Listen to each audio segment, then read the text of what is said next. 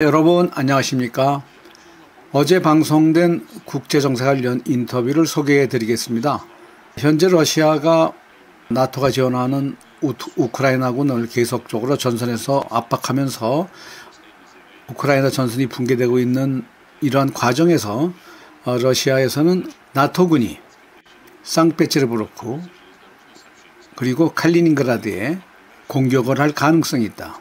물론 이것은 당장은 아니더라도 2027년이나 2028년도에는 실제로 이러한 위협이 상존하고 있다고 국제정세 분석가가 말하고 있습니다. 현재 나토는 2027년이나 8년도에는 러시아의 침공을 전제로 해서 나토 국가 간의 강력한 연대를 형성하면서 발티케 연안 그쪽에서 군사훈련을 계속 실시하고 있습니다.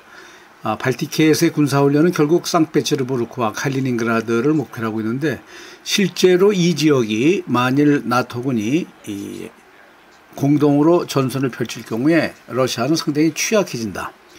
이 전선에서는 결국 러시아가 할 수 있는 것은 전술 핵무기밖에 없는데, 유럽에서는 전술 핵무기를 과연 러시아가 구사할 수 있을까?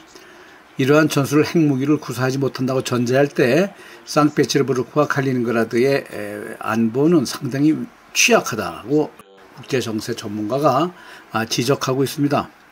구체적인 현재 이러한 나토의 군사훈련이라든가 나토군이 소속되고 있는 국가에서 전체적으로 집단적으로 이러한 전쟁 대비를 하고 있다라고 보도를 하고 있습니다. 그러면서 이것보다도 보다 더 중요한 측면은 미국의 현재 재정 적자가 상당히 위험 수준에 있다. 미국 재정 적자는 이제는 이 정확한 수치로 이 전황 전문가는 이제 지적하고 있습니다. 그래서 말하는 이러한 미국의 재정 적자를 과연 어떻게 미국이 극복할 것인가? 현재 이러한 것이 사실은 상해협력기구의 다국가 경제를 추구하는 다국가 체제보다도 실제 미국이 당면한 딜레마다 이것이 더 위험하다. 이러한 것들은 지금 구체적으로 이러한 그러면 미국의 재정 적자를 탈피하기 위한 구체적인 탈출구가 어디에 있느냐. 현재 멕시코만 이쪽에는 해군, 항공모함 등이 집결하여 베네수엘라를 현재 위협하고 있습니다. 베네수엘라를 향해서 미 해병이 수천 명이 지금 항공모함에 대기 중에 있고 1300여 기의 장거리 미사일도 대기 중에 있다고 합니다. 현재 베네수엘라는 전시체제로 있으면서 현재 미국의 침공에 대비하고 있다고 하는데, 이러한 현재 베네수엘라에서의 미국의 군사정책이 현재 미국이 당면한 재정 적자를 타개할 수 있는 그러한 유일한 돌파구다라고 이 국제정세 전문가는 설명하고 있습니다. 구체적인 수치를 들면서 설명을 하고 있습니다. 그래서 그러한 구체적인 내용은 천상 자막을 보시면서 한번 자세히 들여다보시기 바랍니다. 그런데 보다도 현재 이번 상해협력기구에서 가장 획기적이었던 일은 결국은 중국이 이번에 미국의 강력한 압력에서 탈피할 수 있었다. 특히 에너지 부분에서 현재 중국의 에너지는 만일 미국이 해상 에너지 수송 항로를 봉쇄하면은 중국은 완전히 더 이상 지탱할 수 없을 정도로 에너지 공급에 커다란 문제점이 있다고 합니다. 그래서 이번 상해협력기구에서는 사실은 모든 사람들이 주목을 하고 있지 않지만은 러시아와 몽고와 중국 간의 새로운 제2의 에너지 수송로를 확보하는 계약이 성립되었습니다. 그래서 요 가스관을 새로운 시베리아의 힘이라는 제2의 가스가 러시아의 아말 북극해 근처에서부터 중국으로 거치는데, 이 중국의 몽골을 지나서 중국으로 가는 이러한 가스 수송로를 확보하게 됐다. 이렇게 됨으로써 중국은 향후에 해상으로 운송하는 모든 에너지들은 이제는 중국, 러시아와 대륙과 몽골을 거쳐서 직접 러시아의 가스를 구입할 수 있게 되었다.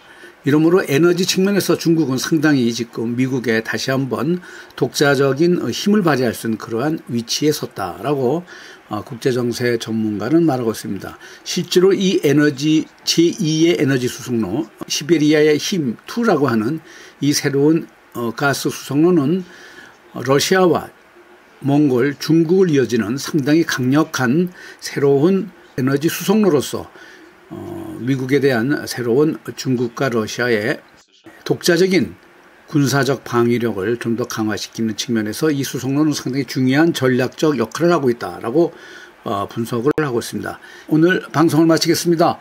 시청해주신 여러분 감사합니다. Триллионов долларов. Это разрыв относительно ВВП, то есть когда экономика отстает. Что кто-то может сказать, ну да, доллары выпускают для обеспечения уже растущей экономики. И в этом отношении у американцев сейчас вот этот разрыв уже даже выше, чем в период Второй мировой войны. Ну вот, поэтому приращивание территории в какой-то части – это одна из концепций для стабилизации доллара. Мы видим, с Канады у них пока из Гренландии как-то не сильно пошло. Вот, соответственно, скорее всего, будут двигаться на юг под тем или иным предлогом, а борьба с картелями, борьба с незаконной миграцией, как бы вторжение в эти регионы, это хорошее обоснование, да, для трансляции демократии. Более того, я скажу, что я не исключаю, что американцы начнут еще создавать, как они это любят, коалицию, и европейские страны со своими вооруженными силами, с небольшими контингентами или с военно-морской составляющей в качестве блокады и так далее будут участвовать еще и в, как они сейчас говорят, в американском заливе. Ну вот, мы его называем по-другому, мексиканский. Вот. Плюс вопрос связан с доступом к углеводородам, потому что та же Венесуэла обладает большими запасами. Американцы могут фактически бесплатно сейчас получить доступ под тем или иным политическим предлогом и точно так же усилить свои Здесь будет большой вопрос позиции Китая, потому что у Китая гигантские инвестиции в Венесуэлу, и все может пойти у американцев несколько не по плану.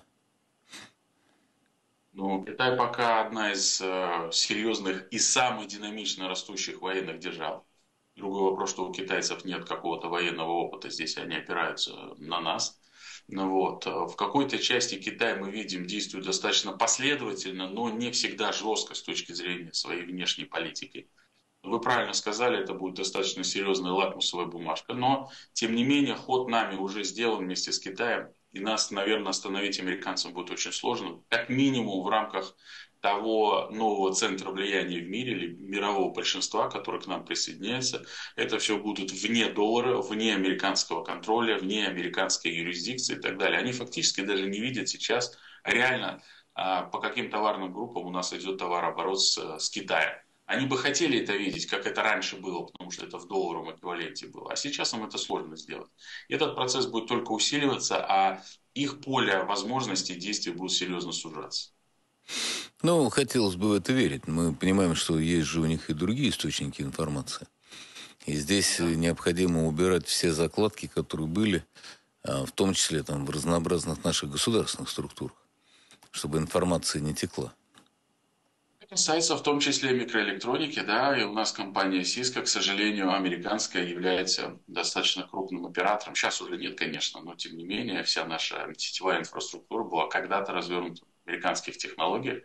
Мы не понимаем так называемый незадекларированный функционал, куда они отправляют пакетами данными, имеют ли они доступ к этому, или они давно уже, как говорится, видят эти сети. Но тем не менее, конечно, процесс не быстрый, но он двигается, и изоляция России с точки зрения технологий, которые они взяли, они думали, что ограничат нас по станкам, по всему остальному. На самом деле Китай и ряд других стран очень хорошо сейчас нас закрывают. И мы сейчас переходим в период, когда наличие сырьевой базы своей является одним из ключевых элементов. Поэтому Россия, если ее сравнивать по наличию, значит, разведанных и перспективных запасов, самых разных, самая богатая страна в мире. То есть у нас в этом отношении подушка очень серьезная, и сейчас перебрасывание ресурсов на восток, у вас сегодня звучало, что мы уже заключили соглашение по Сила Сибири-2, это очень сложные переговоры, были долгие, но сейчас этот процесс пойдет, это новый трубопровод через Монголию с огромными объемами поставок. Вот, поэтому это наше будущее, которое мы закладываем. Кстати, в том числе и вопросы, связанные с логистикой. Северный морской путь, повышение транзитного потенциала России, расширение железнодорожных поставок. Ведь Китай пытаются изолировать через блокирование его морских путей, понимая, что для Китая внешняя торговля – это его такой ключевой аспект. Поэтому альтернативные маршруты Запад-Восток через Россию – это для нас очень большие деньги постоянного заработка. А для Китая это возможность спокойно себя чувствовать в рамках будущего.